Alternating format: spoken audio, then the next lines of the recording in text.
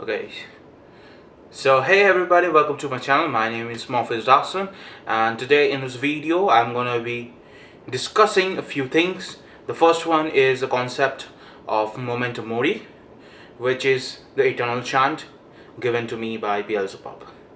So let's get into it without any further ado.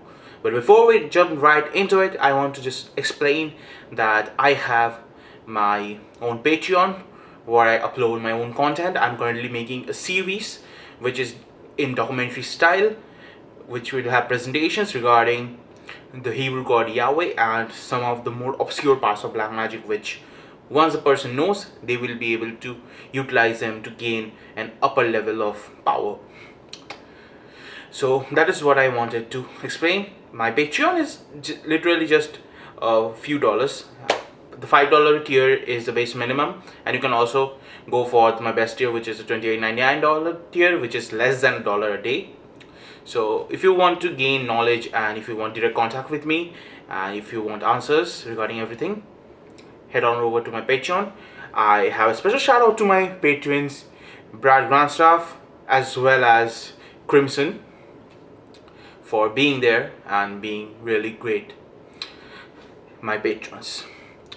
So without any further ado, let's get into the thing. So who is Beelzebub? Beelzebub is the Lord of the Flies, creator of plagues and destructor of destinies. Beelzebub was mentioned in the Bible as the Philistines and the Jewish people were trying to attack Jesus by claiming that Jesus was exorcising demons by the word of Beelzebub. However, Jesus said that he could not do that because if Satan casts out Satan, then how will his kingdom stand? So in that concept, we can see that Beelzebub is seen as an allegory for Satan or the adversarial demons, as this entire verse can be summarized as Jesus calling every single demonic entity or any single possessing ghost or spirit as Satan or the adversary, the accuser, if you will, in the old Hebrew text. Then when we see further ahead, there are many things with Beelzebub. In medieval lore, Beelzebub is one of the high princes of black magic and the Dark Lodge. He is seen as one of the most dark and powerful demons that exists in our world, and apparently Beelzebub is really liking what I'm saying, because if you have just seen, there was a fly that just suddenly appeared out of nowhere in my hotel room. My room is airtight, but I don't know how it appeared. So anyways, Beelzebub agrees with everything. So now we go further beyond with that. Beelzebub in modern demonology is primarily associated with the Qliphoth of Gagiel in the Qliphoth. The Qliphoth is a black tree, the inverse side of Sephiroth, but we can see both of the trees as allegory for the seven planetary entities and the spirits which affect our world, the planetary bodies that are Sun, Moon, Earth, Mars, Jupiter, Saturn, and so on. And Gagiel is the spear of Uranus. What Beelzebub in this part shows and appears as is the jailer of all knowledge. Uranus in many Greek lore and Roman lore is the first god, the first titan, who was overthrown by his son Cronus or Saturn, and then it was Zeus or Jupiter who did the same to Cronus and Saturn. So in that way we can see that Beelzebub is one of the more primordial entities. He can tap into one of the more primordial aspects of creation and destruction, as Uranus is also represented by the Watcher of the Dead and the Watchtowers of the Darkness, which are connected with the special Mejarian Cabal and various other spirits like those. In the Death Currents, I'm pretty sure Beelzebub has its own place, and Beelzebub is also really good with necromancy or death magic of any sort. Baneful works are his favorite things, alongside exorcism and possession, which he teaches to the practitioner in their life. Then Beelzebub has as many other forms as well. Now when we look into Beelzebub, we can see that Beelzebub is a really interesting deity. His spirits and energies are really different than most other demons one usually works with. So now when we learn that Beelzebub is such a being, let's discuss his motto, Momento Mori. So what is Momento Mori? Momento Mori is the Latin phrase which means remember die or remember death. It is also really common in Christian lore, in Christian clergy, that the more commonly believed idea is that once someone dies, they go to heaven and meet the Father, the Creator. But in my personal magical beliefs and the feeling and the meditations I've gotten from Beelzebub tells me that this has a much more deeper meaning than that.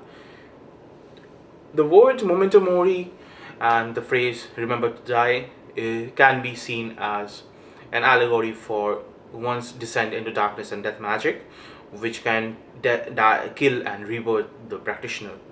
As many old cultures and civilizations believed in magical initiation as reincarnation or rebirth. It is also commonly found in the baptism ritual, which is common in Christianity, and also the mikvahs and other forms of cleansing and initiation rituals in older pagan Israel and other regions of the area. Now that we are working on this, let's discuss a little bit more about how Momento Mori relates to our actual world. If one remembers to die, if one remembers that death is constant, that it is all around us, you must realize that your life is useful. It is meaningless as well as meaningful. Once you are here, once you are gone, nobody will remember you except for your works. And if you plan for the future and you die, then you will die screaming and begging not to. You will scream for another year to live. But if you remember to die, if you remember that death is inevitable, and live your life as if you are dying today, when death comes for you, you will greet death as your old friend. As when you die, you are not actually gone. You are just passing through to another realm. How I want to explain this is that Memento Mori is also a really interesting concept in various lodges of Freemasonry, and various people claim that the Masons meditate on this concept and believe in reincarnation of the soul into other planes, and the true high magical goal of any of the Freemasons is to gain eternal knowledge after their death. I want to explain one thing about this Momento Mori. Death is imminent, and a reincarnation of a person and Momento Mori is really interestingly connected if you don't know about that. A reincarnation or rebirth of a soul takes place when the soul is unable to learn a certain lesson which they need to evolve into a further form. Imagine your soul starting out as simple lead. What the soul's reincarnation and lessons does is that it teaches it to become more pure.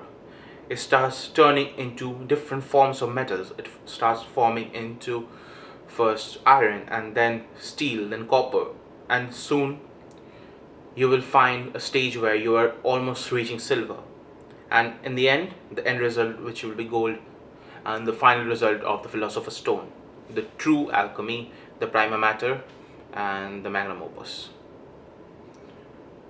In the end, however, reincarnation is important, and if one just fears death and says that once I die, I am afraid of it, I'm afraid of what's coming in the end, then they will not be able to evolve. They will not be able to transmute their souls. The true belief, the true magic, the true goal of every single thing in existence is to evolve. We have to move forward. Time is never stopping, time is constant, and your soul is doing that as well. You are moving at accelerated rate to another plane, and you have to choose, do you want to go to the plane and find the goal, or are you going to be circling in your own plane round and round just because it is your comfort zone? That is up to you to decide. I'm not going to claim that I am a virtuous person who believes that I do not afraid. I am afraid to die. I am afraid of death. I guess if I claim that I'm not, then it would be just another lie. But I just want everybody to understand that when we move, when we change our life, everything moves with it. And in the end, fate is really fickle. Momento Mori teaches us to move, to dance while we die. This concept was really popular in old religions. In every culture, there were celebrations for the dead. Even in our modern pagan India, there is a celebration of the dead. Remember the lives and the good the people did. Remember the soul having received moksha and learning and finally attuning themselves to the goal form. And once they are the perfect being, they can find their place alongside the other spirits. One's fate can be altered, however. But the point is that you either can reach gold, or if you are vengeful, if you are really evil and you cannot do that, your fate is to find uranium. Why am I saying uranium? Uranium is a compound which is radioactive, and radioactivity is decaying. It decays everything around you. It kills you and it kills everyone around you. You become a vengeful ghost, a spirit which can find enlightenment in the end, in the afterlife, but most of the time it suffers, and that is how the lesser demons form. The lesser demons, which are formed out of lower levels of hell, which are created out of human emotions and souls, this is how they are formed. The true meaning of Memento Mori in magic is learning to embrace everything, doing everything in the moment, and never having any regrets. When you do that, you will be able to understand how your mind works, how your soul works.